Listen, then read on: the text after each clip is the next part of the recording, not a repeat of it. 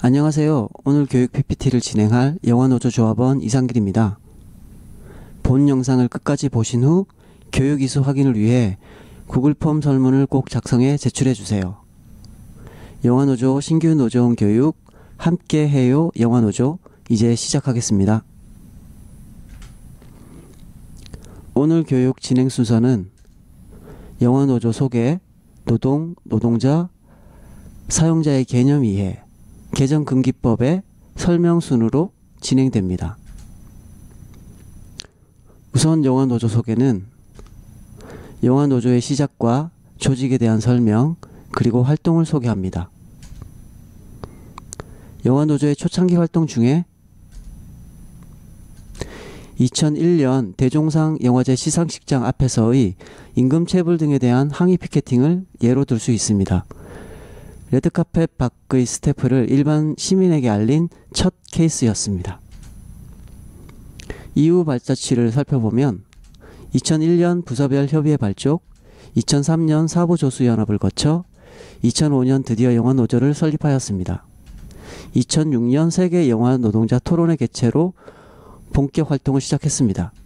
2007년에는 첫 단체협약 체결을, 2008년 직무능력 개발 프로그램 진행, 2009년에는 요즘은 필수가 된 근로환경 실태조사를 처음 실시했습니다. 2011년 영화산업고용복지위원회 운영, 2012년에는 드디어 1차 노사정 이행협약을 체결하게 됩니다. 이 노사정 이행협약을 조금 더 살펴볼까요? 2012년 1차 노사정은 CJ, 노조, 제협, 영진이가 첫 출발을 했고 2013년 2차를 거쳐 2014년 3차 한국영화산업 노사정 이행협약 체결에 이르게 되었습니다. 메이저 투베사, 노조, 제협, PGK, 한독협, 영진이 및 국회의원 다수가 참여하여 국제시장 표준계약서 사용을 시작으로 현재의 영화산업 내 표준계약서 보급에 큰 역할을 한 사회적 협약이었습니다. 이런 바탕 위에서 2015년에는 드디어 영화산업 표준근로계약서가 고시되었습니다. 노조에서는 12 온오프 캠페인을 본격 시작하기도 했습니다. 이후 활동들은 영화노조 홈페이지에서 노조 소개 게시판의 연역을 보시면 확인할 수 있습니다. 이제 영화노조의 구성을 살펴볼까요? 전체 조합원이 참여하는 총회 아래에 대의원대회, 중앙운영위원회, 상무집행위원회 순으로 구성되어 있습니다. 그리고 각 부서별 지부 편성이 되어 있습니다. 위원장, 수석비원장, 사무국장은 상근직으로 운영됩니다. 사안별로 선관위, 특별위원회, 징계위원회가 운영됩니다. 영화노조는 민주노총 산하에 전국 공공운수노동조합을 상급단체로 두고 있습니다. 공공운수노조에는 이 그림에서처럼 항공산업노동자, 보건의료노동자, 택배노동자, 돌봄노동자, 영구직 노동자, 청소노동자, 운수노동자, 그리고 여기 그림을 그리는 노동자 같은 문화예술 노동자 등이 속해 있습니다. 사회 공공 분야 모든 노동자가 포함된다고 할 수 있죠. 그래서 영화노조의 플레임은 민주노총, 공공운수노조, 전국영화산업노동조합입니다. 잠시 민주노총과 공공운수노조를 이해할 수 있는 동영상 감상하시죠.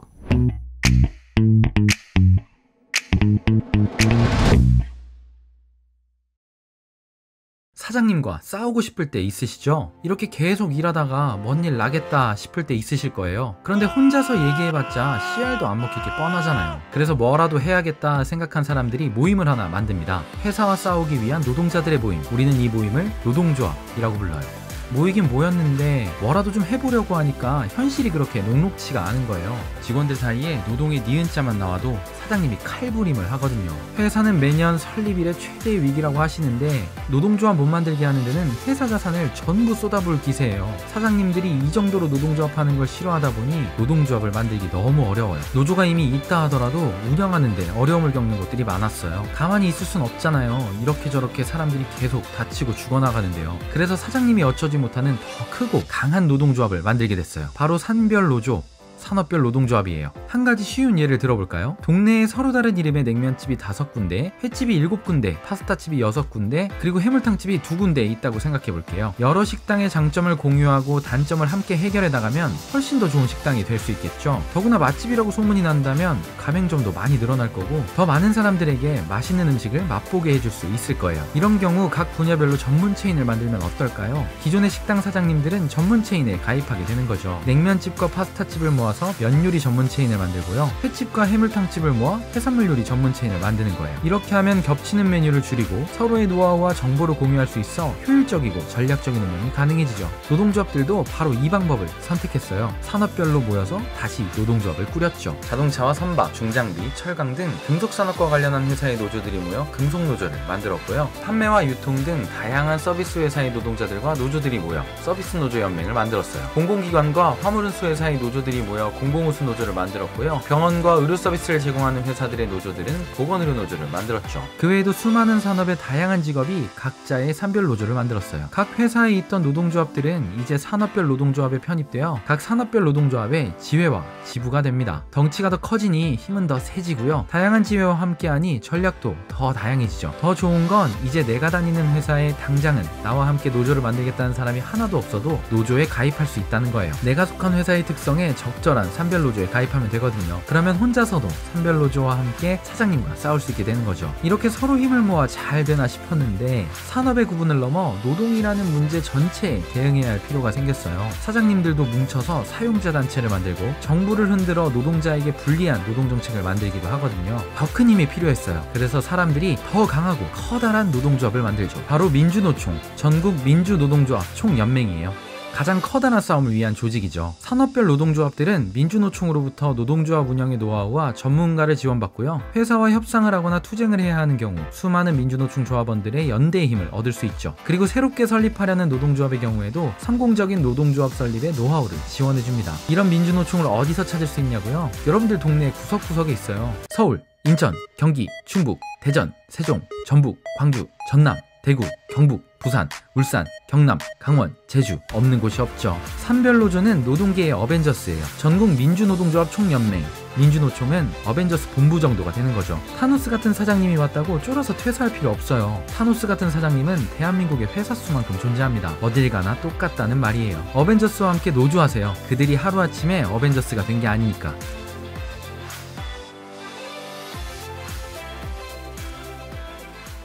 안녕하세요. 저는 영화 만드는 변영주라고 합니다. 낮은 목소리 3부작을 비롯한 다큐멘터리와 화차를 비롯한 극영화를 만들었고요. 사실은 노는 날이 더 많지만 영화를 만들고 있는 건 맞습니다. 1990년대에 울산이나 아니면 창원이나 인천이나 이런 곳의 사업장들에서 파업을 할 때 언제나 어느 지역에 가든 제일 처음 촬영을 똑같은 걸 했었어요. 그러니까 그 사업장 근처에 가장 높은 굴뚝에 올라가서 전경샷을 찍는 거였는데, 아직도 기억나는 게 거제 대우조선 크레인 위에 올라가서 전경샷을 찍는 순간, 야, 이 모든 게 한 사람의 소유라는 게 말이 돼? 라는 생각이 들었었어요. 그런 것 같아요. 그러니까 저는 21세기 들어서 슬퍼진 거는 사실은 그게 화차를 만들고 싶게 된 이유이기도 한데, 그전에는 가진 자와 못 가진 자, 그다음 착취하는 자, 착취받는 자의 어떤 그 전선이라는 게 되게 명백했다고 생각을 해요. 근데 요즘은 내가 너무 힘들고 착취를 받는데 나를 착취하는 그것과 싸우는 것이 아니라 나처럼 착취를 받고 있는 또 다른 누군가와 싸워서 생존자만 올라가는 것 같은, 그것이 이를테면 어떻게 보면 노동운동의 가장 어려워진 점 중에 하나가 아닐까? 나는 4년제 대학 다녔고 저 사람은 고등학교밖에 못 나왔으니까 나보다 돈 조금이라도 더 벌면 안 돼 라는 생각을 갖게 만드는. 근데 그런 게 어딨어. 누구든 전문적으로 그 직종에서 오랫동안 일하면 돈을 많이 받아야지. 그래야 결국 자기한테도 도움이 되는 거잖아요. 근데 그게 아니라 가난한 사람들끼리 싸우게 만드는 거예요.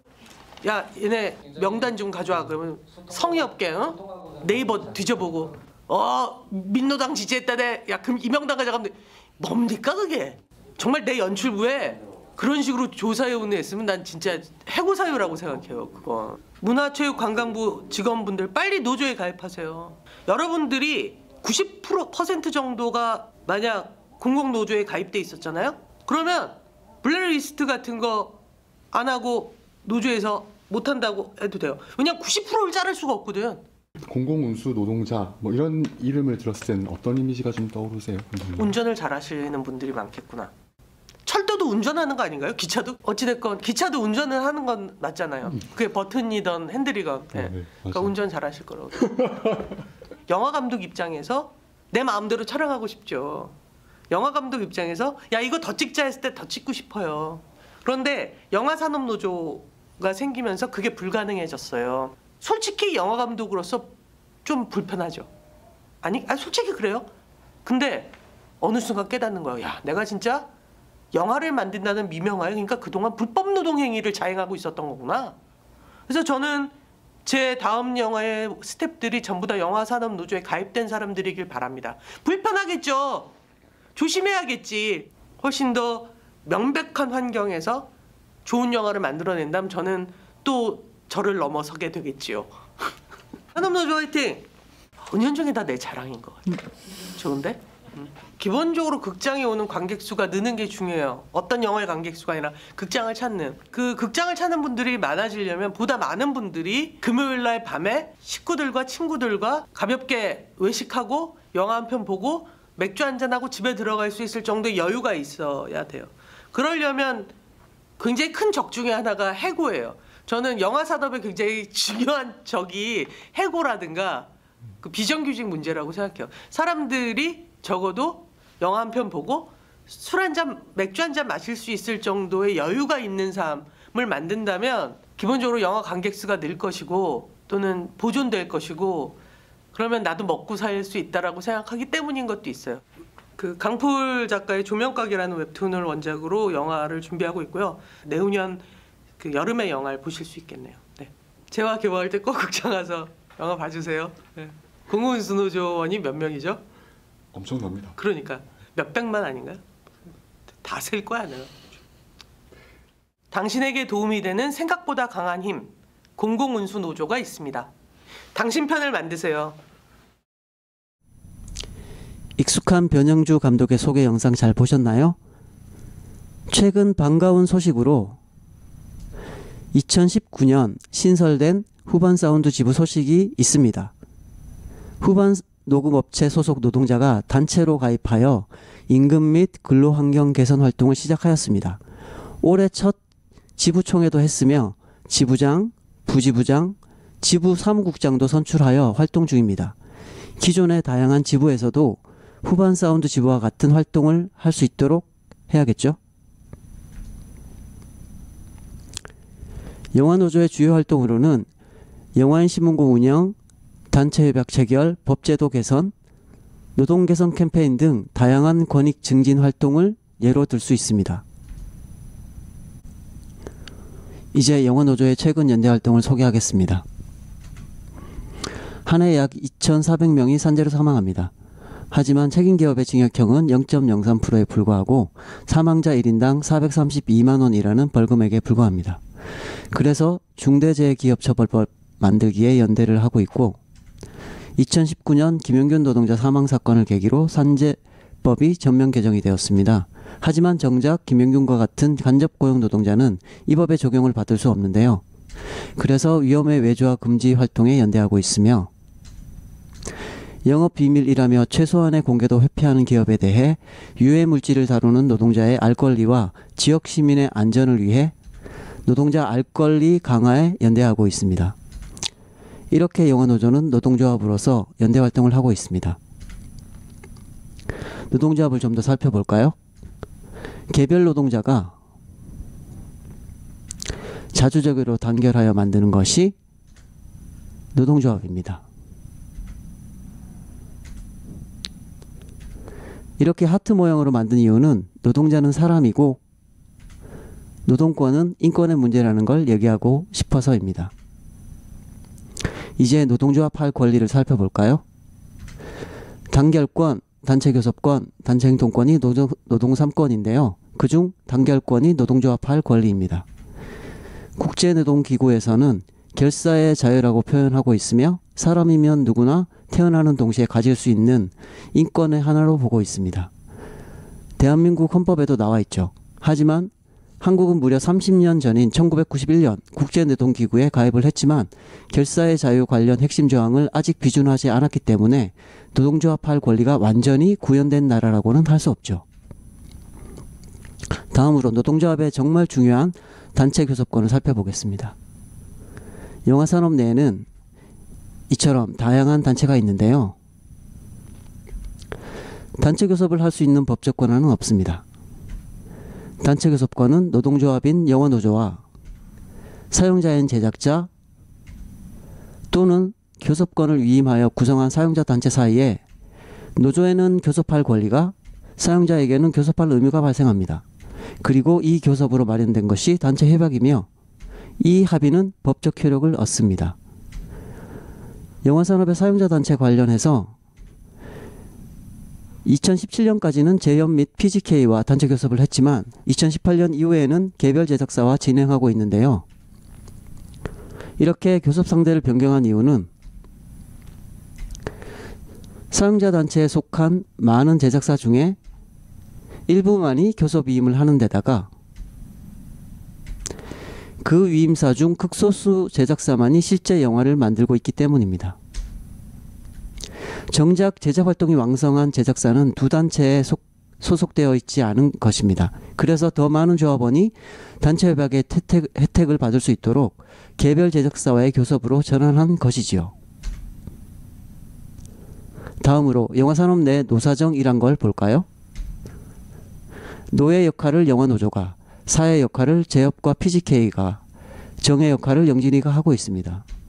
여기서 숨어있는 진짜 사인 투자 배급사를 뺄 수 없겠죠.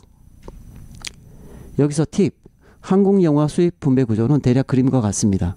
극장 매출의 배급 수익을 메인 투자사가 제작사에 배분하는 비중은 제작사마다 다르다고 합니다. 최근엔 IPTV 같은 부가 매출도 많아지고 있다고 합니다. 지금까지 영화산업 내에서 영화노조의 역할과 위치를 소개해드렸습니다. 다음 장은 노동에 대한 생각, 노동자와 사용자의 개념, 그리고 근로기준법 핵심 사항을 살펴봅니다. 세상의 다양한 노동자에 대해 생각하는 시간입니다. 돈, 부동산 등 자본을 가지지 못하고 노동력으로 제공하여 생활하는 사람이 노동자인데요. 다양한 직업이 있고 사회적으로는 차별과 선호가 현존합니다. 블루칼라 같은 육체 노동은 아무나 할 수 있는 일로 보거나 화이트 칼라 같은 사무직 노동은 능력 있는 사람이 하는 일로 보는 편견이 있습니다.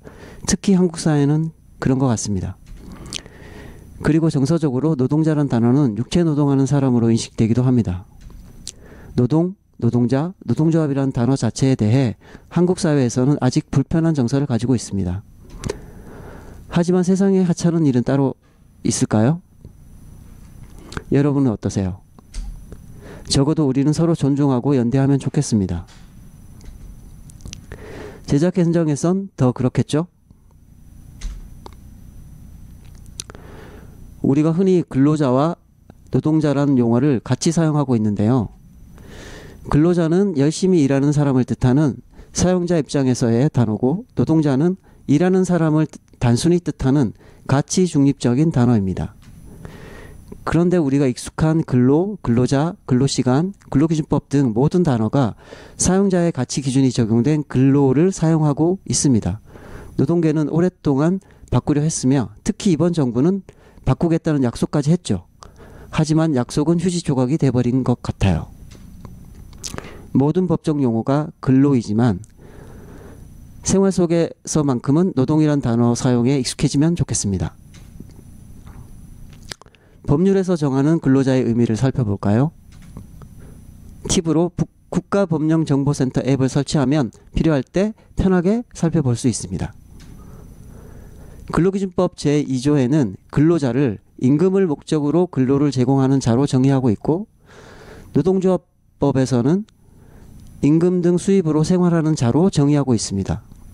실업상태의 노동자는 근기법 기준으로 보면 근로자가 아닌 것입니다.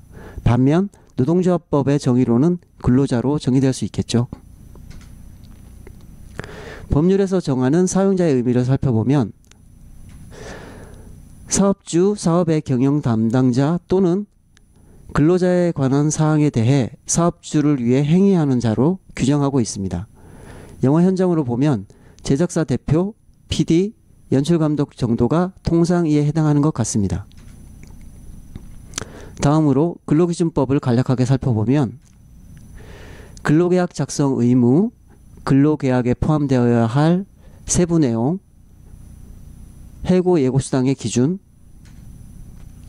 근로시간 관련 기준, 그리고 각종 가산수당 규정이 담겨 있습니다. 그리고 근기법에는 포함되어 있지 않지만 최저임금법을 말씀드리면 다음해 최저임금은 매년 8월 31일까지 결정됩니다. 이제 교육이 거의 마무리 단계인데요. 2018년 개정된 근로기준법 중 일주 7일의 시행, 휴급휴일의 확대, 그리고 중복수당 일부 축소를 살펴보겠습니다. 첫째로 드디어 한국에서 일주일이 7일이 되었습니다. 무슨 말일까요? 이전 노동부에서는 근로기준법상으로 일주일을 5일이라고 해석했습니다. 이것이 상식적인 7일이 된 것입니다. 사업장 크기별로 적용 시기가 다른데요. 극장 개봉을 하는 보통의 영화 제작 현장은 50인에서 299인 사이의 사업장으로 올해 2020년 1월 1일부터 7일이 적용되었습니다. 다음 단계 사업장은 2021년 7월 1일로 적용됩니다. 일주 5일일 때는 그림처럼 휴일을 제외한 5일 동안에 40시간의 연장 12시간을 합쳐서 52시간까지 가능하고 휴일에는 각각 8시간씩 일할 수 있었습니다. 일주 7일이 되면 말 그대로 7일 동안 52시간을 일하는 거죠. 5인에서 29인 사이 사업장의 경우 한시적으로 60시간 일하는 내용은 시간 관계상 넘어가겠습니다. 둘째로 유급휴일이 대폭 확대되었습니다. 기존에는 법상으로 주휴일과 1년에 한 번 있는 노동절만 법적으로 유급휴일이었습니다. 개정된 법에서는 관공서 공휴일에 관한 규정이 확대 적용됩니다. 관공서 공휴일은 이처럼 모든 빨간 날에 해당되고 이 모든 날이 유급휴일인 것입니다. 물론 이 규정도 사업장 크기별로 적용 시기가 다른데요. 하지만 영화 제작 현장의 경우 통상 30인에서 300인 사이 사업장이라 바로 2021년인 내년 1월 1일부터 적용됩니다. 셋째로 중복수당 일부 축소가 있는데 노동자에게 다소 불리하게 바뀐 것입니다. 기존에는 연장, 야간, 휴일 근로수당 각각 중복 가산으로 계산했는데 개정된 법으로 연장 근로수당과 휴일 근로수당의 중복 가산이 일부 축소되었습니다. 일주 40시간 이상의 노동시간은 연장 근로에 해당되기 때문에 휴일 근로를 할 경우 일을 시작할 때부터 연장수당과 휴일 근로수당이 동시에 발생할 수 있는데요. 8시간까지는 50%만 적용되고 8시간 이상일 때 두 가지 수당이 모두 적용된다는 내용입니다. 이해하셨죠? 이렇게 개정된 근로기준법 핵심 내용을 살펴보았습니다. 이제 마지막으로 노동조합에 참여한 계기 그리고 노조에 바라는 점 등 신규 노조원의 의견을 듣고자 합니다. 저는 노동자에게 노동조합은 링 위에 오르는 복서가 착용한 헤드기어처럼 보호장치라고 생각합니다. 그리고 현장에 아무리 많은 노동자가 있어도 조합원이 없다면 노동조합은 사용자에게 힘을 발휘할 수 없다고 생각합니다. 노동조합은 법률상 최소 권리를 단체 교섭 등으로 확대 강화할 수 있습니다. 근로기준법은 최소한 이 정도는 사용자가 지켜야 한다는 최소 기준일 뿐인 거죠. 여러분은 어떻게 생각하시나요? 긴 시간 부족한 영상 자료에 수고 많으셨습니다. 이렇게 오늘 영상 교육은 마무리가 되었습니다. 교육 영상 링크를 처음 클릭했던 영화노조 게시판으로 돌아가시면 신규 노조원 교육 설문 링크가 있습니다. 이 설문을 작성하여 제출하시면 최종 교육 이수로 처리됩니다. 항상 건강하게 좋은 현장, 좋은 영화와 함께 하시길 기원합니다. 수고하셨습니다. 감사합니다.